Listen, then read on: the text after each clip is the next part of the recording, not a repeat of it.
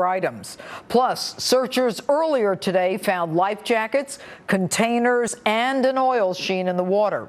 The El Faro's crew hasn't been heard from since 7:20 Thursday morning, when they reported they were taking on water but said it was manageable. The crew was dealing with massive waves and winds in the middle of Hurricane Joaquin when it vanished on Thursday. Again, 28 Americans among the 33 people aboard the SS El Faro. I'm joined now on the phone by Rob Foose, formerly of the U.S. Coast Guard, which is leading the search effort. Rob, you patrol these same waters with the Coast Guard. You heard about what was found today. Is this good news or not so good news?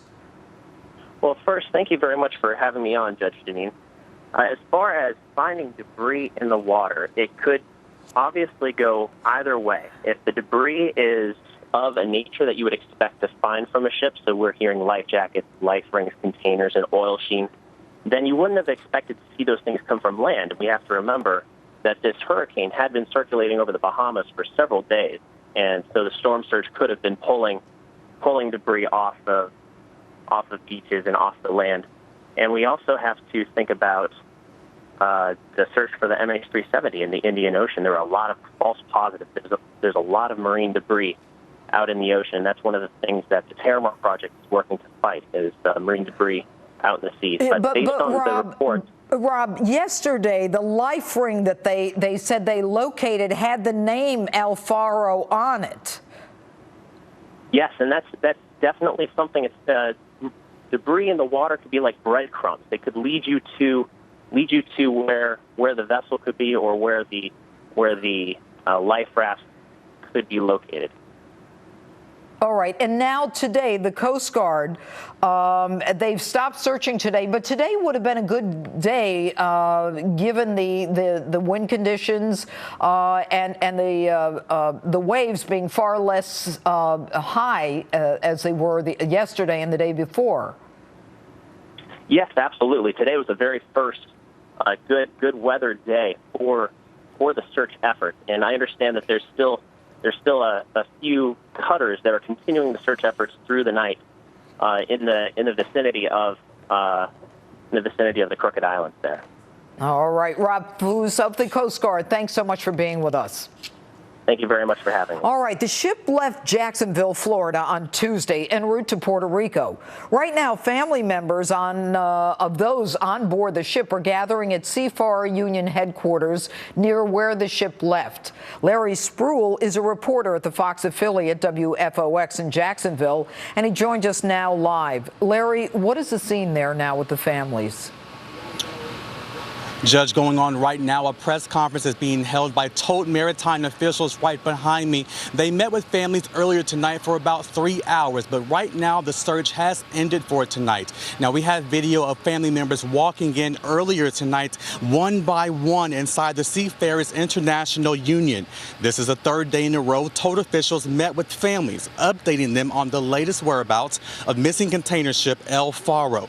The ship left here in Jacksonville on Tuesday, but crew members have not heard from the captain since Thursday morning around 8 o'clock. Tote officials tell me their ship was heading to Puerto Rico with 33 members on board. Most of them have local ties to Jacksonville. Now, Saturday afternoon, the U.S. Coast Guard tweeted out this picture saying crews found 2 life rings and a life jacket, where the ship disappeared but only connected one of those rings with El Faro. Today, Coast Guard sent out this video as they found more items in the water, but have not confirmed those items are connected with the ship. Now, I spoke with several family members today. One mother has a daughter on the ship. She tells me her daughter loved the sea, but as the days goes by, she is losing hope. They find the ship and everybody on it, and they bring my daughter home.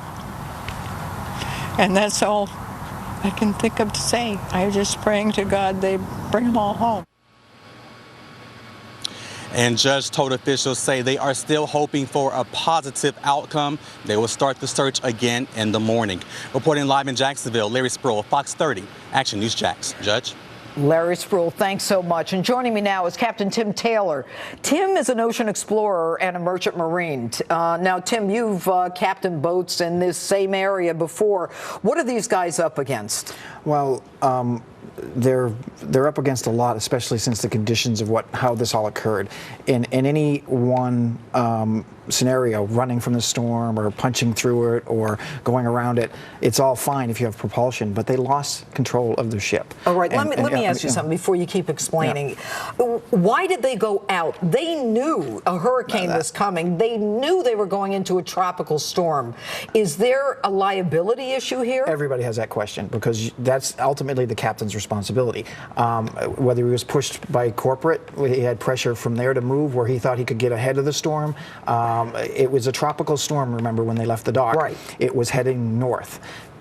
He got underway. I mean, I can put myself in his shoes, and I can see the thought rationale. The storm turned around and went south and stuck in the Bahamas and turned and built. So it cut off his route to where he was going. So you either have to turn around or you have to run from it, go north, or punch through it. He had no option when he lost his power of his ship. He was a leaf in the wind, and it's extremely, extremely dangerous. The odds went